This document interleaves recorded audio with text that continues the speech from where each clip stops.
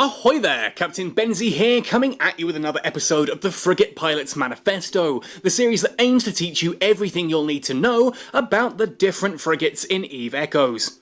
In today's video we're going to be taking another look at one of the T4 electronic warfare frigates, this time around, the Caldari Griffin. This is a rather interesting frigate. It does a lot of unusual things, being an electronic war frigate, so we're going to talk about what this ship is, what it does, and why you may be interested in flying one, and what kind of crazy shenanigans you can get up to in one. Now, if you do enjoy this video, let me know by hitting like on it, sub to the channel for all things EVE Echoes, ding that notification bell to never miss an upload, and of course let me know in the comments section down below what ships and topics you would like to see me cover in future videos. If you do want to go the extra mile to help support this channel, there is a Patreon you can come and pledge support at, and there is a Redbubble merchandise store. If you've ever fancied representing the Catskull Academy or the Catskull Cartel, do check out that link in the description down below. All that said and done then, let's jump right in to talking about the Caldari Griffin. The Griffin is the Caldari State T4 EWAR frigate, so if we head into their ship tree, climb the frigate branch to T4, there is the Griffin. Very unusual looking ship. Now, the Griffin was developed alongside the Heron and was similarly packed to the keel plates with electronics, but to a very different end. Whereas the Heron is designed for probing and scanning, the Griffin here was designed much more with electronic warfare in mind. It's usually deployed alongside a Condor and a Merlin in border patrols, or it's used as supplementary protection around battleships. Now, if you have a look at this rather unusual design, we have these sort of cross-shaped wings on the side.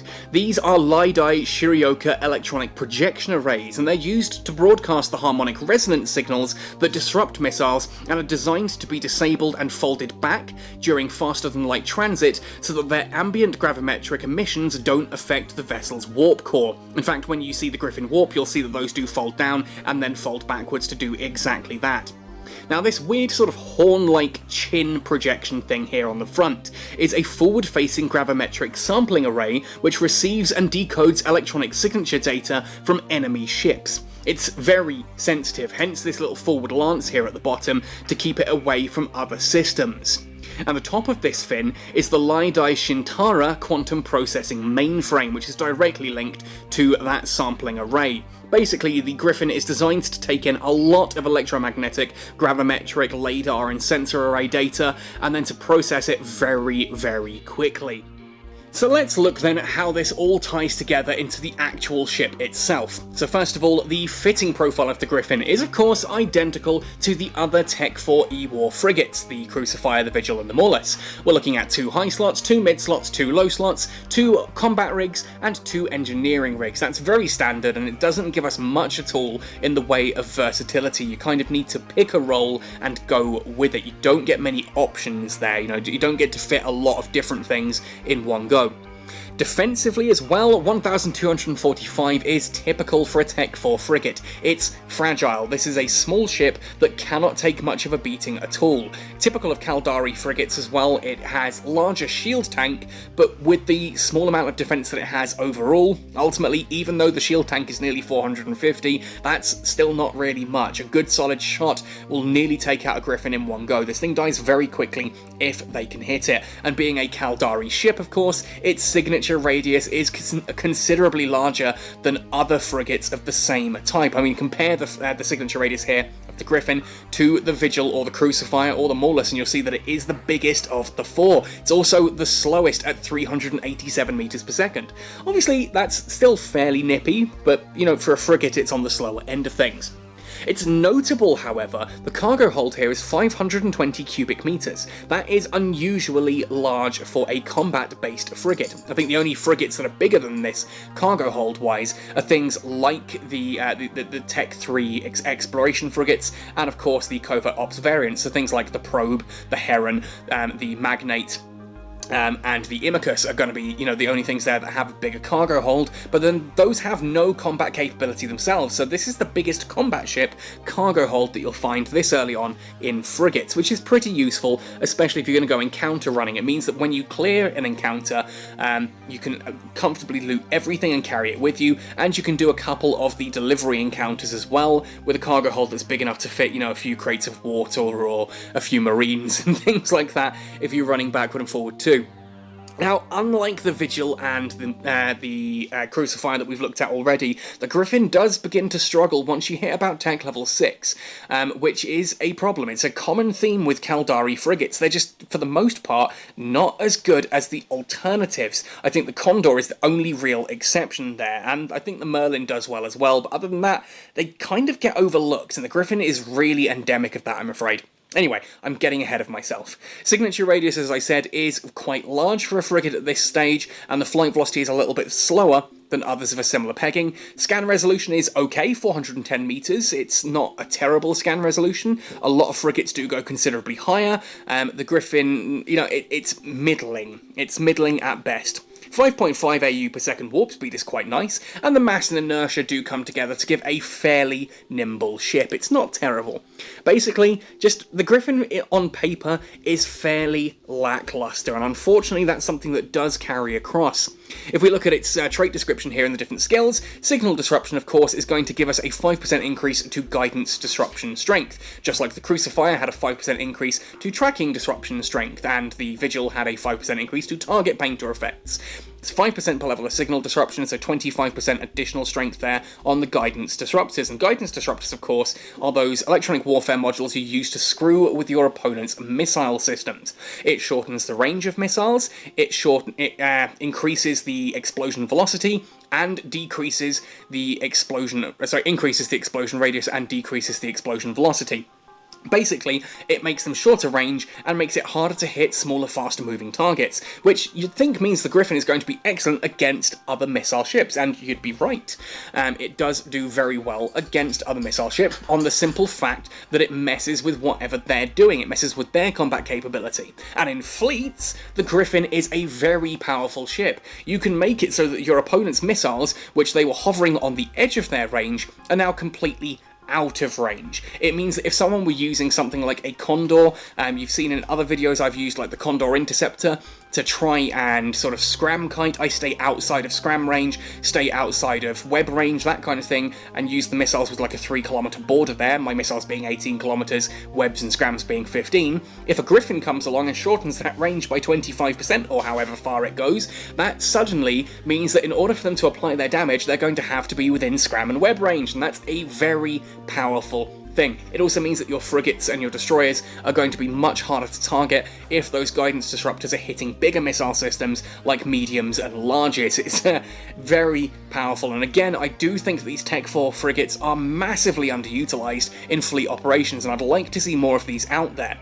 Looking then at Advanced Frigate Command, because I've waffled on long enough about guidance disruptors, you get a 8% increase to small missile torpedo damage, and a 5% increase to small missile and torpedo flight time. So you're getting additional range here, and additional damage, 40% range and 25% range and 40% damage. This is actually a direct boost over the Kestrel. So if you're enjoying kiting with a Kestrel, for example, or using a Kestrel, upgrading to the Griffin is a direct upgrade. You will just do what you were doing with the Kestrel, but slightly more effectively, which is a really cool thing just to point out there. In regards to actually running encounters, this does have the usage so that things like torpedoes and missiles are slightly longer range and do slightly more damage than before. Unfortunately, as we'll see in the combat demonstration later, the Griffin does struggle mainly on account of it being slower and larger than other ships of a similar type, which means whereas the Vigil and the Crucifier I showcased doing Tech 7 encounters and anomalies fairly well, the Griffin here actually struggles to do a Tech 6. When I tried a Tech 7, I couldn't comfortably get it to finish, to the point that I was like, no, I don't want to showcase this because it just looks terrible.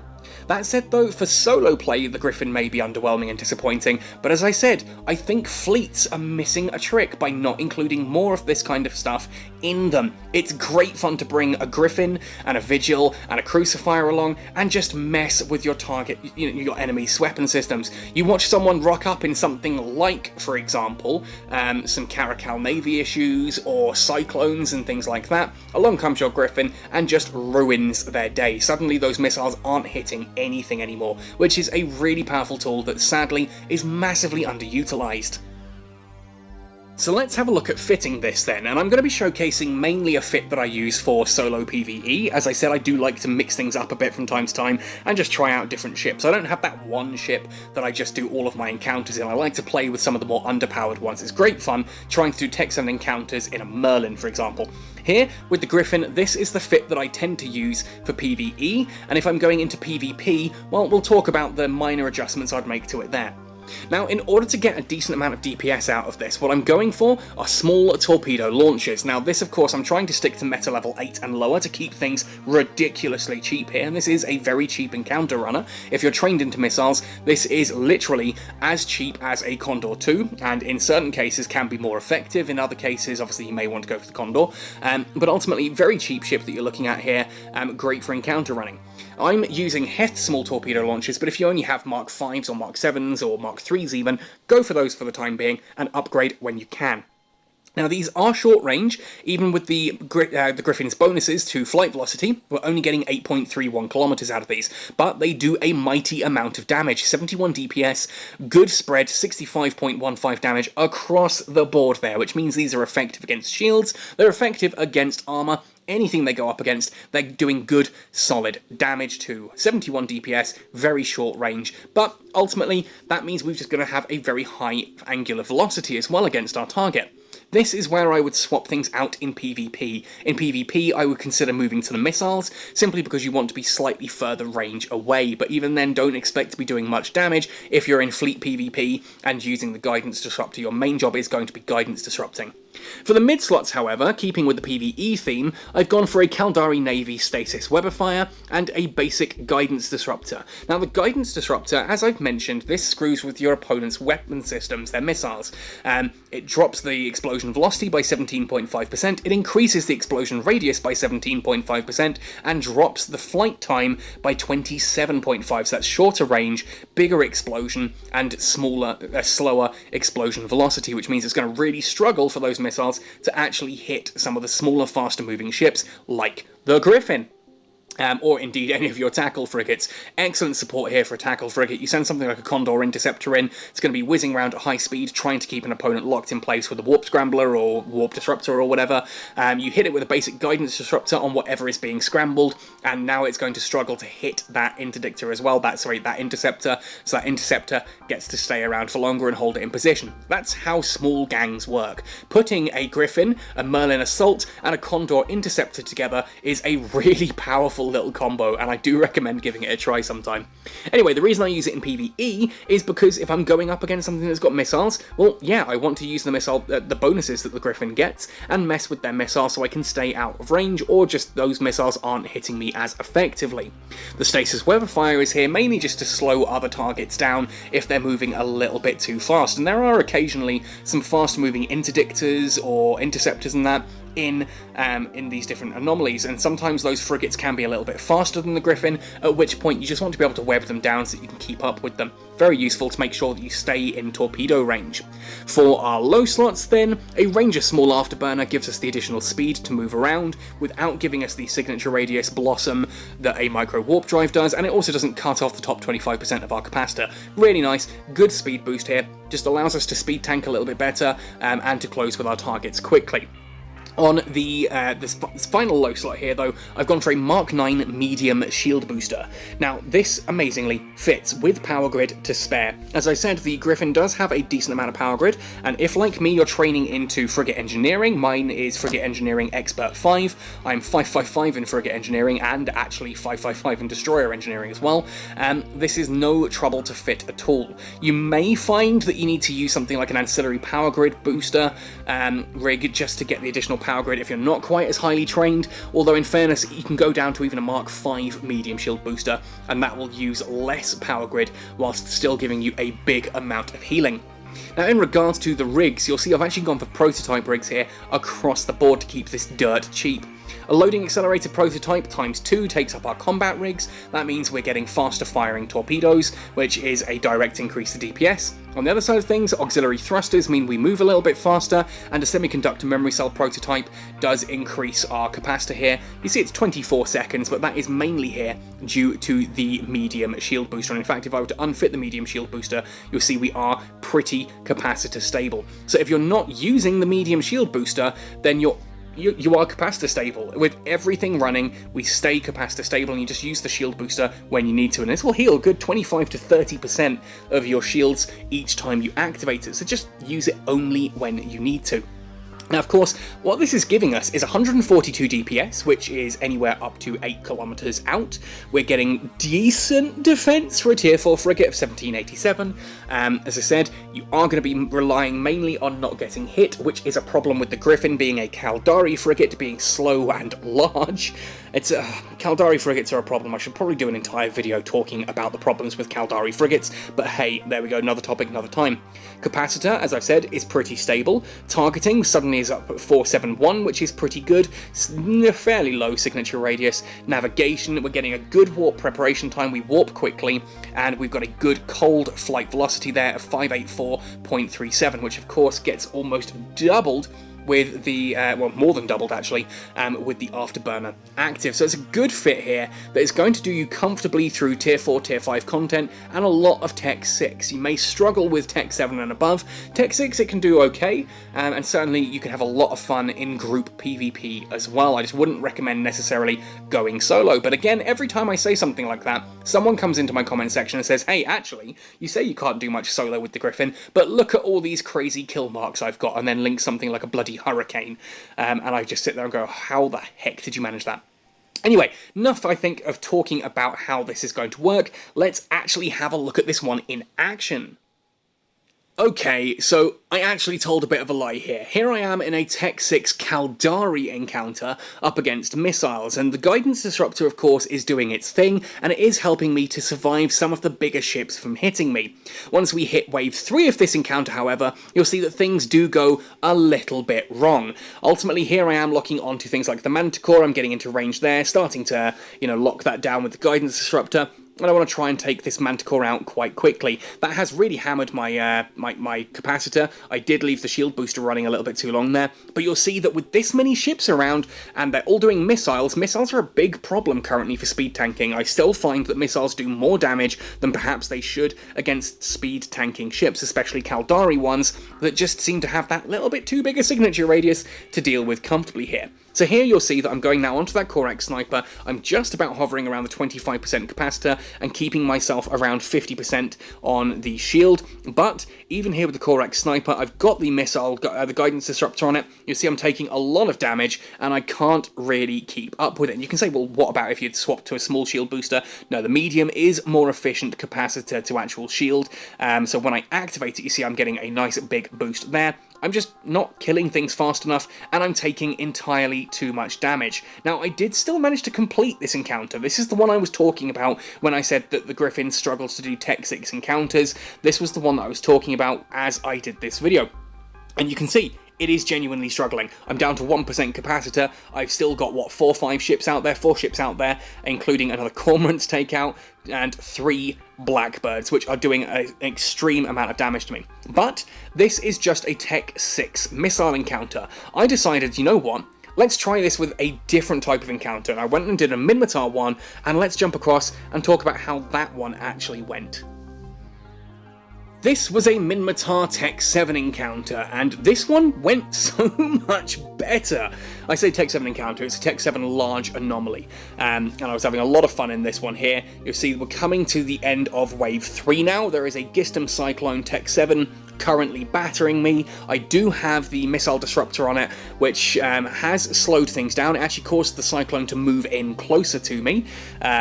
When I kept it at range earlier, I was taking out another ship and I activated there. You see, I am coming down into my armor a little bit there. My capacitor is struggling at the moment against this Cyclone. Now, I theorize here that this Cyclone is either using small missiles or rapid missiles, and that's why I'm struggling to, I'm taking a fair bit of damage. But then when the next wave spawns, having survived that, something magical happens. You'll see my shield is beginning to come back up, my capacitor's beginning to recharge, I'm locking into the targets I need to. There we are, Gisty Talwars, there's a Breacher Assault there, a Bellicose, a couple of Bellicoses, a Hurricane, and some other cool stuff.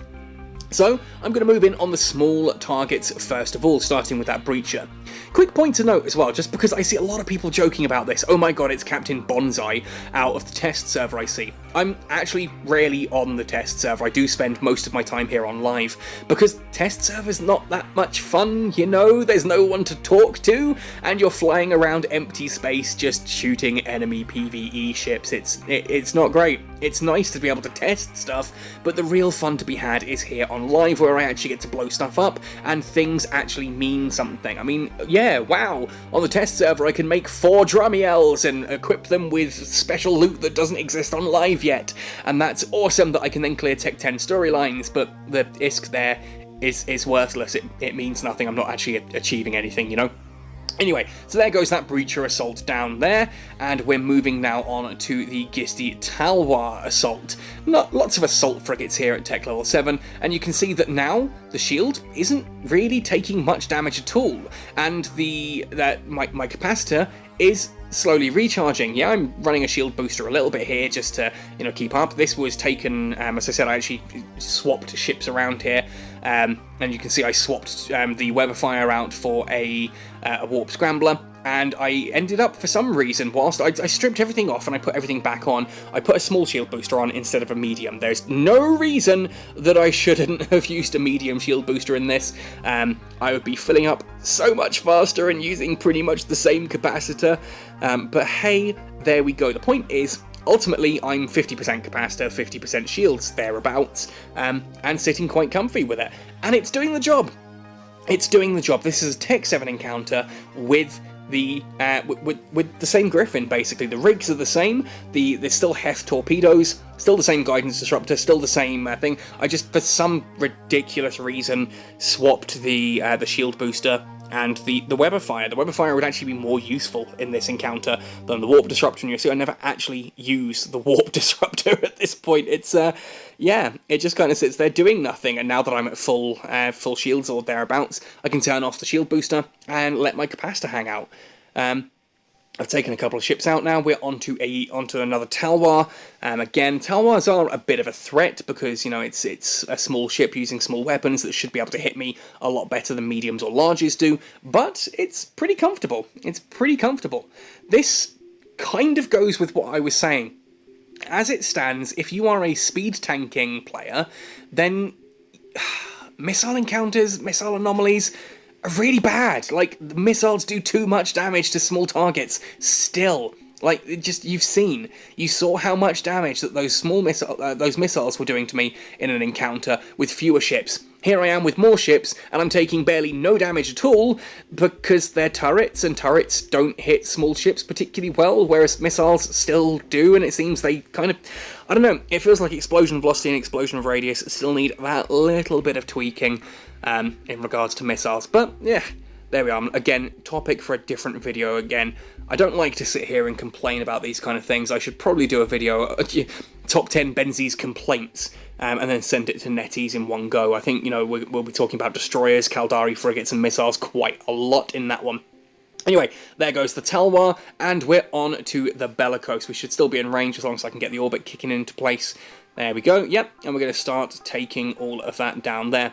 Anyway, folks, that's the Griffin. I kind of got it a little wrong when I was recording this, saying it struggles in Tech 6. It does struggle in Tech 6 if you're up against missiles. If you're going against anything else, even though it's got guidance disruption, it just seems that even using a guidance disruptor on PvE missiles just doesn't really work. The guidance disruptor definitely is a very powerful tool in PvP fleets, but not so much here in PvE. So, you know, if you're going to be doing PvE with something like a Griffin, stick to turret-based encounters. Minmatar, Galente, and Amar you'll do really well against. For the most part, you'll probably spank all of those up to tech level 8, up to tech level 7, tech 6, and tech 7. As I said, this is a tech 7 large, so we're quite comfortable in this one. You can do that quite comfortably, but whereas if you go against Caldari missiles, curiously enough, even though you've got a guidance disruptor, you just take so much damage. You just take so much damage that it's not really worth it. Anyway, let me know your thoughts and opinion here on the Griffin. As far as I'm concerned, this is the least exciting of the 4 Tech 4 EWAR frigates, which, again, that's a common thing. The Caldari ones just seem to be the most underwhelming for most things. But again, another topic for another time.